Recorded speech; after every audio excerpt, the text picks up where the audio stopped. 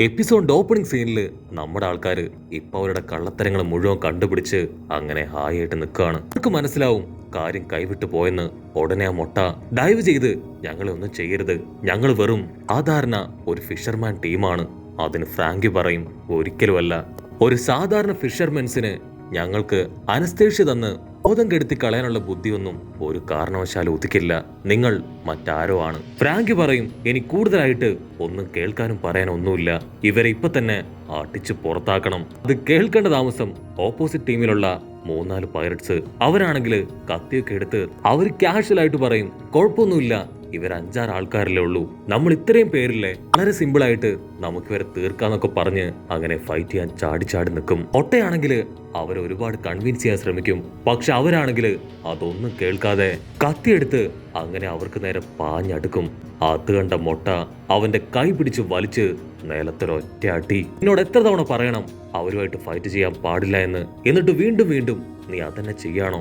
ഉടനെ അത് കണ്ട് നമ്മുടെ ആൾക്കാരും അവരുടെ ആൾക്കാരും ഒരുപോലെ ഷോക്കാവും. മൊട്ട വീണ്ടും നമ്മുടെ ആൾക്കാരോട് പറയും, ഐ എം സോറി, ഇവർക്ക് ആക്ച്വലി വലിയ ബുദ്ധിയൊന്നുമില്ല, ആരോട് എന്താ പറയണ്ടേ എന്താ ചെയ്യണ്ടേ എന്നൊന്നും ഇവർക്ക് അറിയില്ല. ഉടനെ സോറോ അവനിപ്പോ ഡോറൊക്കെ തുറന്ന് പുറത്തേക്ക് വരും. ഭയങ്കര തണുപ്പാണ്. ഈ തണുപ്പ് ഇനിയും കൂടോന്നൊക്കെ ചോദിച്ച് നമ്മുടെ ആൾക്കാർ നോക്കും. തൊട്ടു പിന്നാലെ നാമിയും വന്ന് അത് തന്നെ പറയും. ഓ, നമ്മുടെ ആൾക്കാർക്ക് ഓൾറെഡി അവരുടെ പ്ലാൻ അത് മനസ്സിലായിരുന്നു. എക്സെപ്റ്റ് നമ്മുടെ ലൂഫി. അവൻ ആ കള്ളൊക്കെ കുടിച്ച് അങ്ങനെ കൂർക്കം വലിച്ചുറങ്ങിക്കൊണ്ടിരിക്കുകയാണ്. ലൂഫിയുടെ കൂടെ തന്നെ അവന് ഫുൾ സപ്പോർട്ട് കൊടുത്ത് ഉസോപ്പും അവനും ഉറങ്ങിക്കൊണ്ടേയിരിക്കുകയാണ്. ഇതാ ആ മൊട്ട വില്ലൻ. അവൻ ഫുൾ കലിപ്പില് നാമിയോട് ചോദിക്കും, അപ്പൊ നിങ്ങൾ ഫൈറ്റ് ചെയ്യാൻ തന്നെ തീരുമാനിച്ചല്ലേ? ഓക്കെ, കുഴപ്പമില്ല, ഞങ്ങൾക്ക് എന്തായാലും രക്ഷപ്പെട്ടേ പറ്റൂന്ന് പറഞ്ഞ് അവൻ ഓടി വന്ന് ആ കടലിലേക്ക് എടുത്തു ചാടും. നമ്മുടെ ആൾക്കാര് അത് കണ്ട് ഷോക്കാവും. അപ്പോഴായിരിക്കും നാമി അവള് ചോപ്പറിനെ കാണുന്നില്ല എന്ന കാര്യം ശ്രദ്ധിക്കുക. അവരാണെങ്കിൽ ഇപ്പൊ ആ കപ്പൽ മുഴുവൻ പരിശോധിക്കും. അപ്പോ സാഞ്ചു പറയും, അവരുടെ കൂടെ ഉണ്ടായിരുന്ന ഒരു കുഞ്ഞി പയ്യൻ അവൻ ചോപ്പറിനെ കൂട്ടി അവരുടെ കപ്പലിലേക്ക് പോയി. പക്ഷെ ഇത്രയും നേരമായിട്ടും ചോപ്പർ തിരികെ വന്നിട്ടില്ല. നാമിയുടെ ഹാർട്ട് ബീറ്റ് കൂടാൻ തുടങ്ങും. അവള് പറയും, ഓൾറെഡി നന്നായിട്ട് മഞ്ഞ് വീഴുന്നുണ്ട്, സോ എത്രയും പെട്ടെന്ന് കപ്പലിലേക്ക് പോയി ചോപ്പറിനെ കണ്ടുപിടിക്കണം. നാമിക്കാണെങ്കിൽ ലൂഫിയുടെ ഉസോപ്പിന്റെ കൂർക്കമലി അത് സഹിക്കാൻ കഴിയില്ല. അവള് കൈ ചുരുട്ടി അവരുടെ തലയ്ക്ക് ഓരോ ഇടി കിട്ടിയതും അവര് ചാടി എഴുന്നേക്കും. എന്നിട്ട് ഭയങ്കരമായിട്ട് തണുക്കുന്നു പറഞ്ഞ് അങ്ങനെ ചുരുണ്ട് നിൽക്കും. അപ്പ അവിടുന്ന് അങ്ങനെ കട്ട് ചെയ്ത ആ മൊട്ടവില്ലൻ അവൻ എങ്ങനെയൊക്കെയോ അവന്റെ കപ്പലിലേക്ക് തിരികെ എത്തും. എന്നിട്ട് അവന്റെ ബോസിനെ വിളിച്ച് നടന്ന എല്ലാ കാര്യങ്ങളും പറയും. ദയവ് ചെയ്ത് എന്നോട് ക്ഷമിക്കണം, ഇവർക്ക് പകരമായി മറ്റേതെങ്കിലും ഒരു അടിപൊളി പൈററ്റ്സ് ടീമിനെ ഞങ്ങൾ അവിടേക്ക് എത്തിക്കാം. അതിനാ ബോസ് പറയും, ഒരു കാരണവശാലും വേണ്ട, ഇവരെ വിട്ടുകളയാൻ പാടില്ല. ഇവര് നമുക്ക് കിട്ടാവുന്നതിൽ വെച്ച് ഏറ്റവും വലിയ ജാക്ക്പോട്ടാണ്. സോ എന്ത് വില കൊടുത്തും അവരെ തന്നെ ഇവിടേക്ക് കൊണ്ടുവന്നേ പറ്റൂ. ഇവിടെ ഉസോപ്പിനും ലൂഫിക്കും ഒരുപാട് ദേഷ്യാവും. കാരണം അവരത്രയും വിശ്വസിച്ചാണ് അവർക്ക് ആവശ്യമായിട്ടുള്ള ഹെൽപ്പൊക്കെ ചെയ്തു കൊടുത്തത്. എന്നിട്ട് അവര് തന്നെ നമ്മുടെ ആൾക്കാരെ ചതിച്ചു എന്ന് ലൂഫിക്ക് വിശ്വസിക്കാൻ കഴിയില്ല. ഞങ്ങളോട് ചെയ്ത തെറ്റ് അത് ഞങ്ങൾ ഒരിക്കലും പൊറുക്കില്ല. ഇപ്പൊ ഞങ്ങൾക്ക് ഞങ്ങളുടെ ചോപ്പറിന് ആവശ്യമാണ്. ഇത്രയും പെട്ടെന്ന് ഒരു പോറൽ പോലും ഏൽപ്പിക്കാതെ ചോപ്പറിനെ ഇവിടെ എത്തിക്കണം. അങ്ങനെ കിട്ടിയിട്ടില്ല എങ്കിൽ പിന്നെ നിങ്ങൾ വിവരം അറിയും. ലൂഫി അത് പറഞ്ഞ അടുത്ത സെക്കൻഡ് ആ മൊട്ടത്തലയൻ അവനാണെങ്കിൽ അവന്റെ കപ്പലിന്റെ മുകളിലേക്ക് കയറി നിൽക്കും. എന്നിട്ട് ഒച്ചത്തിൽ വിളിച്ചു പറയും, ഏതായാലും നമ്മൾ തമ്മിൽ ഇങ്ങനെയൊക്കെ ആയി, സോ ഇനി ഞങ്ങൾക്ക് നിങ്ങളുടെ സഹായം ആവശ്യമില്ല എന്ന് പറഞ്ഞ് ഒരു കത്തിയെടുത്ത് അവരുടെ കപ്പലുകൾ തമ്മിൽ ബന്ധിപ്പിച്ചു വെച്ച കയറ് അതങ്ങനെ വെട്ടിയെറിയും. ഓൾറെഡി ആ ഒരു കപ്പലിന് റഡാറില്ല. അതുകൊണ്ട് തന്നെ നല്ല ശക്തിയായിട്ടുള്ള കാറ്റടിച്ച് അതെവിടേക്കെങ്കിലും പോവും. അങ്ങനെ പോയാ നമ്മുടെ ആൾക്കാർക്ക് അവരുടെ ചോപ്പറിനെ നഷ്ടപ്പെടും. ഉടനെ ലൂഫി അവന്റെ കൈ അങ്ങനെ നീട്ടി ആ വില്ലനെ പിടിക്കാൻ ശ്രമിക്കും. പക്ഷെ ജസ്റ്റ് മിസ്സിന് അവൻ രക്ഷപ്പെടും. അത് കണ്ട വില്ലൻ അവൻ വീണ്ടും കത്തിയെടുത്ത് വെട്ടാൻ ശ്രമിക്കും. ഇത്തവണ റോബിനാണെങ്കിൽ അവളുടെ കൈകൾ ഉപയോഗിച്ച് ആ വില്ലന്റെ കൈ അത് ലോക്ക് ചെയ്ത് പിടിക്കും. അപ്പ അവിടുന്ന് അങ്ങനെ കട്ട് ചെയ്ത് ലോങ് ഷോട്ടിലായി അവരുടെ ക്യാപ്റ്റന്റെ കപ്പല് അതിപ്പോ അവിടേക്ക് എത്തിക്കഴിഞ്ഞു. അവരുടെ ക്യാപ്റ്റൻ ആണെങ്കിൽ സീക്കിളിനെയൊക്കെ സെറ്റ് ചെയ്ത് നമ്മുടെ ആൾക്കാരെ ട്രാപ്പ് ചെയ്യാൻ റെഡി ആയിട്ട് നിൽക്കുകയാണ്. ഉടനെ ലൈറ്റ് ഒക്കെ റേസപ്പായി വമ്പം മ്യൂസിക് ഒക്കെ അതിൽ നിന്ന് പ്ലേ ചെയ്യാൻ തുടങ്ങും. നമ്മുടെ ആൾക്കാരാണെങ്കിൽ ഇത് കണ്ട് വണ്ടർ അടിക്കും. ഈ സമയത്ത് ഇതുവഴി ഒരു കപ്പല് വരാൻ ഒരു ചാൻസും ഇല്ല. മാത്രമല്ല അതിൽ നിന്ന് വലിയ ശബ്ദത്തില് മ്യൂസിക്കും ലൈറ്റ്സ് ഒക്കെ പുറത്തേക്ക് വരുന്നുണ്ട്. അവരാണെങ്കിൽ ഇപ്പൊ ഒരുപാട് ഡ്രമ്മുകള് നമ്മുടെ ആൾക്കാരുടെ കപ്പലിനടുത്തേക്ക് വലിച്ചെറിയും. ഡ്രമ്മുകളാണെങ്കിൽ വെള്ളത്തിൽ വീണതും പൊട്ടിത്തെറിക്കാൻ തുടങ്ങും. അതിനുശേഷം അവർ ലൈറ്റ്സ് ഓൺ ചെയ്യും. അപ്പോഴായിരിക്കും ഒരു വമ്പൻ ട്വിസ്റ്റ്. വന്നവര് പൈററ്റ് ടീം അല്ല, മറിച്ച് നേവി ടീംസ് ആണ്. നമ്മുടെ ആൾക്കാർക്ക് ചുറ്റും ഇപ്പൊ ഒരുപാട് നേവി കപ്പലുകൾ അങ്ങനെ റൗണ്ട് ചെയ്തിട്ടിരിക്കുകയാണ്. ഒന്നല്ല രണ്ടല്ല, ഒരുപാട് നേവി കപ്പലുകൾ അങ്ങനെ നിരന്ന് നിൽക്കാണ്. നമ്മുടെ ആൾക്കാർക്ക് മനസ്സിലാവും ഇതൊരു വലിയ ട്രാപ്പാണ്. എത്രയും പെട്ടെന്ന് അവിടുന്ന് രക്ഷപ്പെട്ടു പോയിട്ടില്ല എങ്കിൽ ആ കപ്പലിലുള്ളവരെല്ലാവരും ചേർന്ന് നമ്മുടെ ആൾക്കാർ ലോക്ക് ചെയ്യുമെന്ന്. ഉസോപ്പ് ആണെങ്കിൽ നാമിയുടെ കാലിൽ വീണ് കെഞ്ചും, ദയവ് ചെയ്ത് ഇവിടുന്ന് രക്ഷപ്പെടാൻ എന്തെങ്കിലും ഒരു വഴി കണ്ടെത്ത്, അല്ലെങ്കിൽ ഉറപ്പായിട്ടും നമ്മൾ മരിച്ചു പോവും. നാമി ചുറ്റും നോക്കും. അപ്പൊ ദൂരത്തായിട്ട് ഒരു ഗ്യാപ്പ് കാണും. അവള് ഫ്രാങ്കിയോട് കപ്പൽ ഫുൾ സ്പീഡില് അവിടേക്ക് കൊണ്ടുപോകാൻ പറയും. ഫ്രാങ്കി അത് കേൾക്കേണ്ട താമസം ആ സോൾജർ ഡോഗ് സിസ്റ്റത്തില് 0 സെറ്റ് ചെയ്ത് അങ്ങനെ ഫുൾ സ്പീഡിൽ മുൻപോട്ട് പോകും. നമ്മുടെ കപ്പലിന്റെ പിന്നാലെ തന്നെ അവര് കെട്ടിവെച്ച ആ ഒരു കപ്പല് അതും ഇപ്പൊ ഫുൾ സ്പീഡില് മുൻപോട്ട് പോകും. ഇവിടെ ചോപ്പർ ആണെങ്കില് പേടിച്ച് വിറയ്ക്കും.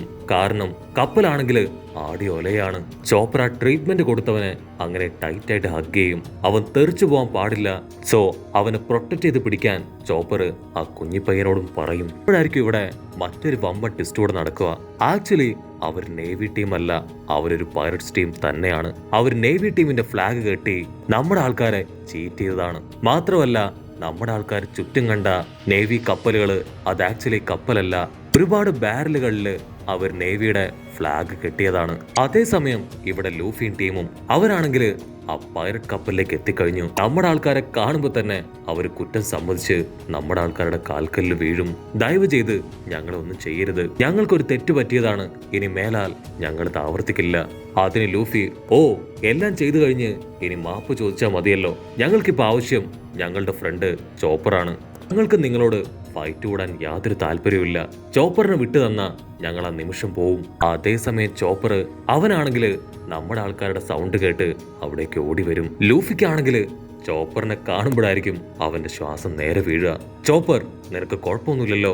ഇവര് മൊത്തം കള്ളന്മാരാണ്, നമുക്ക് എത്രയും പെട്ടെന്ന് നമ്മുടെ കപ്പലിലേക്ക് തിരികെ പോണെന്ന് പറഞ്ഞ് അവനിപ്പോ ചോപ്പറിന്റെ കൈ പിടിച്ച് വലിക്കും. അത് കണ്ട് ആ കുഞ്ഞിപ്പയ്യൻ അവൻ ദേഷ്യപ്പെട്ടു പറയും, ഞങ്ങൾക്കിപ്പോ ഡോക്ടറിന് ആവശ്യമാണ്, അവനെ ആരെങ്കിലും കൊണ്ടുപോകാൻ ശ്രമിച്ച അവന്റെ കഥ ഞാൻ കഴിക്കുമെന്ന് പറഞ്ഞ് ഒരു കമ്പൊക്കെ എടുത്ത് ഇപ്പൊ ലൂഫിയെ ഇടിക്കാനായിട്ട് അവൻ ഓടി വരും. ഉടനെ അവന്റെ ആൾക്കാർ തന്നെ അവനെ പിടിച്ചു മാറ്റും. ലൂഫിക്കാണെങ്കിൽ ഒന്നും മനസ്സിലാവില്ല.